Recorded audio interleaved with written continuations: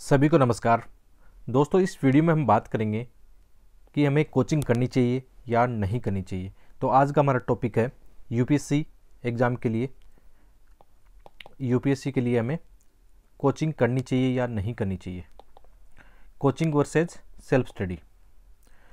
और ये क्वेश्चन सबसे ज़्यादा कमेंट बॉक्स में देखने को मिलता है कि सर आपने कोचिंग की या नहीं की, और हमें कौन सी कोचिंग करनी चाहिए तो ऑप्शनल सब्जेक्ट की करनी चाहिए या जीएस की करनी चाहिए। आज सभी इन मुद्दों पर हम बात करने वाले हैं और मैं अपना अनुभव यहाँ पे बताऊँगा कि मैंने कोचिंग की है या नहीं की है। तो चलिए शुरू करते हैं। तो सबसे पहले बात आती है दोस्तों कि यूपीएससी एग्ज़ाम जो है, हम जानते हैं कि इसमें काफ़ी कंपटीशन है।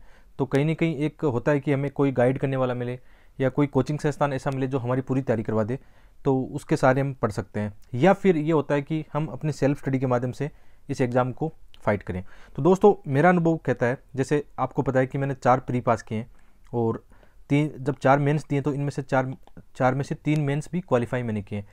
तो एग्ज़ाम क्वालिफाई करने का मेरा एक अच्छा खासा अनुभव है। तो इस हिसाब से मैं बता सकता हूँ कि हमें कोचिंग करनी चाहिए या नहीं करनी चाहिए। तो सबसे पहले बात आती है मेरे अनुभव की कि इसमें मेरा क्या अनुभव रहा है। तो दोस्तों मेरा अनुभव ये रहा है कि जैसे मैंने जो कोचिंग की है, मैंने हालांकि पूरी कोचिंग तो नहीं की। जैसे जीएस के अपने 4 पेपर होते हैं मेंस के, प्लस एक ऐसे राइटिंग का हमारा पेपर होता है। तो इसके लिए मैंने कोई कोचिंग का सहारा नहीं लिया है। इवन जीएस प्रीलिम्स की बात करें, ये तो मेंस की बात थी। प्रीलिम्स की बात करें तो प्रीलिम्स में जैसे जीएस फर्स्ट होता है और एक होता है हमारा सीसेट का पेपर होता है। पेपर सेकंड जो हमारा है सीसेट का पेपर होता है। तो मेरा सीसेट अच्छा नहीं था, मुझे मैथ नहीं आता, रीजनिंग नहीं आता, तो इसके लिए मैंने कोचिंग का सहारा लिया था। तो उस समय जैसे 2012-13 की बात है या 14 की बात है, जहाँ तक मुझे याद है 2014 में मैंने सीसेट की कोचिंग की थी। उस समय कैरियर लॉन्चर एक कोचिंग होती थी, बहुत अच्छी कोचिंग थी, मतलब सीसेट के मामले में अच्छी कोचिंग थी। हो सकता है अभी भी ये कोचिंग हो 1000, 1500, 2000 रुपये में। यदि आपका सीसेट वीक है, आप 2-3 बार सीसेट फेल हो चुके हो, तो यदि आप गूगल करना मिल जाए तो कहीं, या कोई भी कोचिंग हो सीसेट में आप कर सकते हो। ऐसी बात नहीं है कि हमें कोचिंग नहीं करनी चाहिए, मैं इस चीज़ के खिलाफ नहीं हूँ कि हमें कोचिंग नहीं करनी चाहिए। जैसे मुझे सीसेट में दिक्कत होती है कि यार मैथ समझ में नहीं आता। रीजनिंग में चलो हर कोई कर लेता है, लेकिन उसमें टाइमिंग की और ट्रिक्स की ज़रूरत होती है। तो उसके लिए मैंने किया था, मैंने सीसेट की कोचिंग की थी। और आजकल तो बहुत कम फी में इसकी, मतलब 1000-1500 रुपये, या यूट्यूब पर फ्री में लेसन आपको मिल जाते हैं। तो सीसेट में रिस्क नहीं लेना यार, क्योंकि बहुत सारे एस्पिरेंट आजकल देखने को मिल रहे हैं कि सीसेट में उनके कम नंबर आ रहे हैं, जिसकी वजह से प्रीलिम्स क्वालिफाई नहीं कर पाते हैं। तो यहाँ मेरा अनुभव है कि हाँ मैंने कोचिंग की थी। और जीएस के जितने पेपर है, जैसे मेंस के 4 पेपर है और जीएस प्रीलिम्स का पेपर हो गया और ऐसे राइटिंग होगी, इसके लिए मैंने कोई कोचिंग नहीं ली। तो मैं अपना अनुभव यहाँ पे बता भी सकता हूँ कि यार इसमें कोचिंग का कोई फ़ायदा भी नहीं होता। जैसे जीएस के पेपर जितने भी अपने यूपीएससी के एग्जाम में, चाहे प्री हो या मेंस हो, ऐसे राइटिंग का पेपर है, इसमें कोचिंग उतना हेल्प नहीं करती है। ठीक है, एक कोचिंग मैंने ली थी, जैसे मेरा ऑप्शनल सब्जेक्ट पहले ज्योग्राफी था। ऑप्शनल सब्जेक्ट की बात करूँ तो पहले ज्योग्राफी था, तो ज्योग्राफी मैंने कोचिंग ली थी। हिमांशु सर है एक, जो हिमांशु शर्मा, जिनका 500 प्लस प्रोग्राम आता है ज्योग्राफी में, तो मैंने इनका किया था। और ये मतलब जिनका ज्योग्राफी ऑप्शनल है, तो आप इनका ये कर सकते हो यार, बहुत शानदार है, मतलब टू दी पॉइंट, केवल आंसर राइटिंग ही करवाते हैं, तो आप इनका कर सकते हो। चाहिए वैसे हिंदी मीडियम में यदि आपका ज्योग्राफी आप प्लान करें तो मेरे हिसाब से हिंदी मीडियम में तो उतना अच्छा नहीं है ज्योग्राफी अब, लेकिन आप में से किसी का इंग्लिश मीडियम है तो आप हिमांशु शर्मा सर से कॉन्टेक्ट कर सकते हो, उनकी कोचिंग या उनके नोट्स का आप सहारा ले सकते हो। तो मैंने अपना अनुभव यहाँ पे बताया कि मैंने कोचिंग की, लेकिन आप ये मानो कि 90% में अपना मानता हूँ कि सेल्फ स्टडी को ही एग्ज़ाम पास करने का यहाँ पे श्रेय दूंगा। ठीक है, तो अब बात करते हैं कि यार इसमें तर्क की बात करते हैं कि मैं कोचिंग क्यों नहीं करता हूँ। जैसे जीएस के पेपर है, अपने जीएस के चाहे प्री के पेपर हो प्लस मेंस के पेपर हो, तो इसमें कोचिंग क्यों नहीं करनी चाहिए। सबसे पहले मैं इसका तर्क देता हूँ आपको।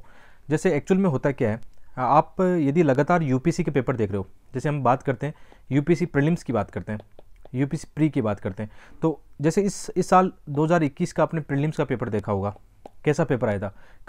काफ़ी मतलब ट्रेडिशनल पेपर आया था, परंपरागत एक तरह से हम कह सकते हैं, स्टैटिक पार्ट में जिसमें ज़्यादा जोर दिया गया था। ठीक है, स्टैटिक पार्ट को इसमें ज़्यादा जोर दिया गया था। तो यदि हम स्टैटिक पार्ट की खुद स्वयं से अपनी सेल्फ स्टडी करें, जैसे यदि आप बेसिक एनसीईआरटी किताबों की स्टडी करते हो, हर एक बार नहीं, कम से कम 4-5 बार, 4 से 5 बार स्टडी करते हो, तो आपका एक बेसिक तैयार हो जाएगा। और वहाँ से प्री निकालना फिर आसान काम होता है, क्योंकि यार चाहे आप जनरल कैटेगरी में आते हो या ओबीसी में आते हो, तो आप ये मान के चलो 45 से 50 के रेंज में आपको 100 में से क्वेश्चन सही करने होते हैं, और आप अपना स्टैटिक पार्ट मजबूत रखते हो, फिर तो चलो करंट अफेयर तो आप अपने से अलग से तैयार कर सकते हो, लेकिन स्टैटिक पार्ट अपना मजबूत रखते हो तो फिर आपको कोचिंग कहाँ करने की आवश्यकता होती है। एक चीज़ और देखना आप, यदि आप कहीं से भी कोचिंग करते हो, किसी भी कोचिंग से आप करते हो, कोई भी फलाना डिकड़ा ABCD कोचिंग हो सकती है, उस कोचिंग को करने के बाद भी है ना, कहीं से भी आप कोचिंग करते हो ना, तो उस कोचिंग करने के बाद में भी आपको NCERT क्या करना होगा, NCERT खुद को सेल्फ स्टडी करनी होगी। उस कोचिंग के बाद में भी डेली न्यूज़पेपर आपको पढ़ना होगा। उसके बाद में भी आपको कोई मैगजीन आपको फॉलो करनी होगी, कोई भी मैगजीन है वो आपको फॉलो करनी पड़ेगी। टेस्ट आपको देना होगा, जैसे मॉक टेस्ट हम देते हैं, ठीक है। ये जितनी भी चीज़ें हमें बाद में भी करनी पड़ेगी। आप किसी भी कोचिंग को कर लो, लेकिन अपने आप को अपडेट रखने के लिए डेली न्यूज़पेपर पढ़ना पड़ेगा, मैगजीन आपको पढ़नी पड़ेगी, टेस्ट सीरीज आपको देनी पड़ेगी, NCERT को बार बार आपको रिवाइज करना पड़ेगा। और जो हमारी टेक्स्ट बुक है, जैसे लक्ष्मीकांत हो गई, स्पेक्ट्रम हो गया, वो किताब भी आपको सेम सेल्फ स्टडी के साथ वैसे भी पढ़नी पड़ेगी, चाहे आप कोचिंग कर चुके हो तो भी। तो फिर यार, जब आप इतना टाइम अपना सेल्फ स्टडी में दे रहे हो, तो फिर कोचिंग के लिए 1-2 साल और अपना मनी क्यों खराब करते हो? इस बात को आप रिलेट कर पा रहे होंगे। और यदि आपको ये चीज़ें अच्छी लग रही है तो बिल्कुल कमेंट करके बताना कि सर ये बात सही है आपकी, कि GS के पेपर में हमें कोचिंग नहीं करनी चाहिए। और एक चीज़ आपको बताता हूँ, मेंस की बात करें हम, जैसे मेंस के अंदर GS के 4 पेपर हैं, ठीक है। यहाँ पे GS के 4 पेपर है, 4 पेपर GS के 1 2 3 4 हो गए, और एक हो गया हमारा ऐसे राइटिंग, ठीक है। तो ऐसे राइटिंग, एक चीज़ देखना आप, जैसे इनकी बिल्कुल कोचिंग नहीं मैंने नहीं ली है, GS के पेपरों की और ऐसे राइटिंग की। और ऐसे राइटिंग में देखो, आप जानते हो मेरा स्कोर 157, और हमेशा मतलब ये रहा कि 132 प्लस ही स्कोर मेरा ऐसे राइटिंग में रहा विदाउट कोचिंग। इसका मतलब क्या है कि यार, UPSC के जो पुराने पेपर है उनको आप सही से एनालिसिस करते हो और फिर अपनी आंसर राइटिंग करते हो, तो आपको नंबर लाने से कोई नहीं रोक सकता, चाहे आपने कोचिंग की या नहीं की, कोई फर्क नहीं पड़ता। अब बात करते हैं GS के 4 पेपरों की। जैसे आप GS के 4 पेपर है, आजकल इनका नेचर ऐसा हो गया, जैसे GS फर्स्ट की बात करें तो GS फर्स्ट और GS 2, 3 और 4, आजकल इनका नेचर ऐसा हो गया कि जो भी चीज़ें करंट अफेयर में आ रही है, मेंस की बात कर रहा हूँ यहाँ पे, कि मेंस के अंदर जो भी चीज़ें करंट अफेयर में ज़्यादा आ रही है, वो स्टैटिक पार्ट के साथ जोड़ के, स्टैटिक प्लस करंट अफेयर को जोड़ के क्वेश्चन पूछे जा रहे हैं। तो ये डिमांड कोचिंग से पूरी होना बहुत ही मुश्किल काम होता है, क्योंकि यार डेली बेसिस पर हम जानते हैं चीज़ें बदलती है। और आप मेंस की क्वेश्चन पेपर देखते हो, उनका नेचर जब देखोगे ना, तो ये लगता है कि यार ये चीज़ें न्यूज़पेपर में चल रही थी। अब जैसे मुझे 3 बार यहाँ पे आपको पता है कि मेंस क्वालिफाई करने का अनुभव है, और मेंस में आप जानते हो मुझे अच्छा स्कोर भी मिलता है, ठीक है। मेंस में अच्छा स्कोर मिला, हाँ दुर्भाग्य से थोड़ा इंटरव्यू में मेरा स्कोर कम रहा, तो फाइनली सिलेक्शन नहीं हो पाया कुछ मार्क्स से, ठीक है। लेकिन मैं बता सकता हूँ कि मैंने 3 बार जब मेंस पास किया, तो मैं बता सकता हूँ कि यार मेंस के एग्जाम का नेचर कैसा है। जब आप बार बार मेंस के एग्जाम देते हो तो आपको ये पता लग जाता है कि यार UPSC कहाँ से क्वेश्चन पूछता है। तो मुझे तो हमेशा ये लगता है कि यदि द हिंदू और या इंडियन एक्सप्रेस के आर्टिकल पढ़े जाए, ठीक है, इंडियन एक्सप्रेस के आप आर्टिकल रेगुलर पढ़ो, ठीक है, और इनको किसी भी एक मंथली मैगजीन के साथ में जोड़ के पढ़ लेते हो आप। मंथली मैगजीन जैसे विजन की हो गई, विजन की जैसे मेंस की 365 आती है, ठीक है, विजन की या तो मंथली मैगजीन पढ़ो, या जो मेंस की 365 आती है, इनके साथ यदि हम जोड़ के पढ़ लेते हैं तो आपके GS के जो पेपर है और ऐसे राइटिंग का आपका पूरा लगभग सिलेबस कवर हो जाता है, यदि आपने स्टैटिक पार्ट पहले से कवर कर रखा हो। और स्टैटिक पार्ट के लिए कोचिंग के बाद में भी किताबें तो पढ़नी पड़ती है। तो मेरा ये लॉजिक कहता है कि यार आप GS के अंदर, मैं यहाँ पे एक सलाह आपको दे सकता हूँ, यदि आप मानते हो तो, कि आप एक काम कर सकते हो कि जो हमारे GS के पेपर हैं, चाहे वो प्री हो, ठीक है, चाहे मेंस हो, और ऐसे राइटिंग हो, ठीक है, यहाँ पे GS के प्लस यहाँ पे हो गया आपका ऐसे राइटिंग, तो इनमें तो आपको कोई भी मेरे हिसाब से कोचिंग करने की आवश्यकता नहीं है। इनमें एक प्लान कर सकते हो आप। प्लान का मतलब क्या है कि जैसे आप एक्चुअल में क्या है, जैसे यूट्यूब है आपका, यूट्यूब पर आपको पता होना चाहिए कि कौन कौन से अच्छे टीचर हैं, या कोई आपके पास वेबसाइट हो, ठीक है। और आजकल तो ये हो गया कि जैसे टेलीग्राम पे भी जो टॉपर्स हैं अपने नोट्स शेयर कर रहे हैं, टेलीग्राम पे अपने नोट्स शेयर कर रहे हैं, या टॉपर्स के आजकल क्या हो रहा है, यूट्यूब चैनल भी बन रहे हैं, ठीक है। एक काम करते हैं, आप मेरे टेलीग्राम चैनल से जुड़ना, मैं यहाँ पर जितने भी टॉपर हैं उनके यूट्यूब चैनल और उनके टेलीग्राम जो उन्होंने हाल ही में बनाए, मैं उनको अपडेट करता रहता हूँ। आप मेरे टेलीग्राम चैनल से जुड़ना, जिसका लिंक इस वीडियो को डिस्क्रिप्शन में दिया गया है। मैं आज दोबारा से जो टॉपर्स की लिस्ट आई है टेलीग्राम की या यूट्यूब की, वो दोबारा से इस वीडियो के साथ, इसके वीडियो के बाद में शेयर कर दूंगा, ठीक है। तो आप मेरे टेलीग्राम चैनल से जुड़ सकते हो। मेरे टेलीग्राम चैनल का आप नाम देख सकते हो, study eyes with Dharmendra Jakhar, जिसको आप टेलीग्राम में सर्च करना, वहाँ पे आपको मिल जाएगा। तो कुल मिलाकर के क्या करना है, जैसे मेरा ज्योग्राफी अच्छा है, ठीक है, कि मैंने ज्योग्राफी अच्छा पढ़ा है, तो मैंने क्या किया, ज्योग्राफी की NCERT पढ़ा दी है, तो आप मेरी NCERT देख सकते हो। अब जैसे मैंने यहाँ पे ऐसे राइटिंग और इथिक्स फ्री में पढ़ाया, पूरा सिलेबस कराया ऐसे का और इथिक्स का, बिल्कुल फ्री में कराया यूट्यूब पे। तो आप ऐसे सेलेक्टिव हो सकते हो कि जैसे किसी का आपको पता है कि लक्ष्मीकांत किसी ने अच्छी पढ़ा रखी है, किसी ने स्पेक्ट्रम अच्छी पढ़ा रखी है, किसी ने हिस्ट्री की NCERT पढ़ा रखी है, किसी ने साइंस टेक पढ़ा रखा है, तो आप थोड़ा सिलेक्टिव होकर चीज़ों को चूज करके यूट्यूब के माध्यम से आप क्या कर सकते हो, अपनी तैयारी को आगे बढ़ा सकते हो। बाकी जैसे आपका ये क्वेश्चन रहता है कि सर हमें साल भर ये कोचिंग किसी करनी चाहिए, ये आपका ओपिनियन है। मैं इसमें आपको बस मैं बता सकता हूँ कि कोचिंग करनी चाहिए या नहीं करनी चाहिए, ठीक है, लेकिन मैं ये नहीं कह सकता, आप पे थोप नहीं सकता कि आपको कोचिंग नहीं करनी चाहिए। ये आपका अपना ओपिनियन है। आप खुद यदि यार आप आईएएस बनना जा रहे हो ना, तो आपको अपनी ओपिनियन, ठीक है, अपनी ओपिनियन और अपना डिसीजन खुद बनाना होगा, ठीक है।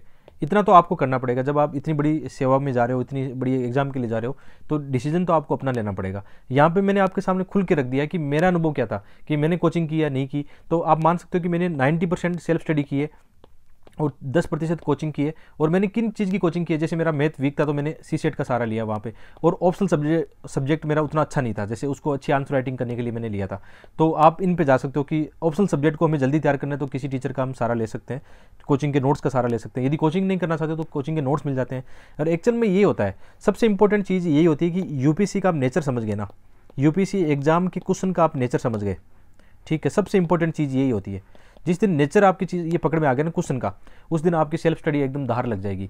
तो सबसे इंपॉर्टेंट चीज़ ये होती है कि पुराने पेपर उठाए, उनका आपने नेचर देखा, यार कैसे कैसे प्री में क्वेश्चन आ रहे हैं, कैसे मेंस में क्वेश्चन आ रहे हैं। तो ये चीज़ आपने समझ के अपनी एक प्लानिंग बनाई, अपनी स्ट्रेटेजी बनाई, तो सेल्फ स्टडी का कोई मतलब आपका वो विकल्प ही नहीं है। सेल्फ स्टडी आपके पैसे भी बचाएगी, आपका टाइम भी बचाएगी। और अक्सर इस साल जैसे मैं देखता हूँ, या जब भी मैं बार बार इंटरव्यू में पहुँचता हूँ, जब बाद में फाइनलिस्ट आती है, तो जब जिन लोगों का सिलेक्शन होता है, जिनमें कई मेरे उनमें दोस्त भी शामिल है, तो मैं देखता हूँ यार उन लोगों की सेल्फ स्टडी बहुत अच्छी थी। मतलब उनकी जो रियल नंबर जो आए हैं, जो रियल मार्क्स आए हैं, या उनका जो टॉप रैंक में आए हैं, तो उसका एक सबसे बड़ा कारण था कि उन लोगों ने सेल्फ स्टडी बहुत अच्छी की है। शानदार तरीके से अपनी रेगुलर अनुशासन रखते हुए उन्होंने तैयारी की है, और कोचिंग का सारा बहुत कम लिया है। कई दोस्तों मेरे टॉप रैंक में जो आए हैं, उन्होंने कभी कोचिंग में कदम ही नहीं रखा। और ये मैं दावे के साथ कह रहा हूँ, विश्वास के साथ कह रहा हूँ, ये शायद मतलब आप चीज़ें रिलेट कर पाओगे। तो आपका सबसे बड़ा क्वेश्चन ये था ना कि सर कोचिंग करनी चाहिए या नहीं करनी चाहिए। तो इसमें मैंने अपना अनुभव बता दिया है। टॉपर्स का अनुभव आप कई जगह स्ट्रेटेजी में देखते हो, ठीक है, तो उनका आपने देखा। बाकी डिसीजन आपका है। अब आपका डिसीजन, आपको डिसीजन लेना है कि कौन सी कोचिंग आपको करनी है। आप में से बहुत सारे कमेंट में बताते हैं कि सर हिंदी मीडियम में कौन सी कोचिंग अच्छी है, इंग्लिश मीडियम में कौन सी कोचिंग अच्छी है। तो मैं यहाँ पे किसी भी कोचिंग का नाम नहीं लूँगा। ये बड़ा मार्केट है, ये ऐसे चलता रहेगा, मतलब स्टूडेंट आते रहेंगे, मार्केट बढ़ता रहेगा, और स्टूडेंट की कमी नहीं है, कोचिंग वालों की भी कमी नहीं है, डेली नई कोचिंग खुलती है। तो वही बात नहीं यार, मैंने तो किसी कोई बड़ी कोचिंग का नाम देखा है भी है, तो उतना रिव्यू अच्छा नहीं देखे। जितने भी हम देखते हैं कि यार ये कोचिंग है, फलाना कोचिंग है, तो उनके रिव्यू अच्छे नहीं है, या उनके जो सिलेक्शन हम देखते हैं तो वो उतना अच्छा मुझे नहीं लगता है। तो कुल मिला के बात ये है कि आप अपना एक डिसीजन ले सकते हो। या कई बार ये होता है कि जैसे आपको ना थोड़ा सा आप चूज कर सकते हो कि जैसे आपको इकोनॉमिक्स में प्रॉब्लम हो रही है, कि यार आपका इकोनॉमी कमजोर है, आपको इकोनॉमिक्स में प्रॉब्लम हो रही है, तो आप ऐसा काम कर सकते हो कि कोई 5-7 हज़ार रुपये में कोई कोचिंग पढ़ाता हो, इकोनॉमिक्स पढ़ाता हो केवल, जैसे मुरनाल सर पढ़ाते हैं इकोनॉमिक्स, है ना, तो इनके कहीं आपको मतलब वीडियो मिलते हैं या इनके कोई मिलता है, तो वहाँ से आपने कर लिया, थोड़ा ऐसे कर सकते हो।